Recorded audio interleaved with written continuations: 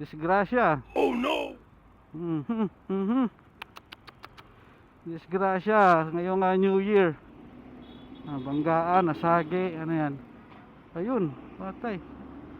May nakahupong pasahero ng MC Taxi.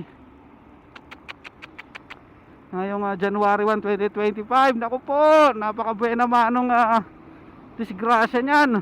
Ride safe tayo palagi, mga paps. Meron tayong nadaan ng disgrasya, siguro nasagi. Meron tayong nakitang pasahero, babae na nakaupo sa kalsada. Siguro nabangga. So hindi natin nakita yung nadaanan lang natin. So ride safe tayo palagi mga paps, ride safe palagi. Kapapalit pa lang ng taon, no? Ngayon ay January 1, 2025.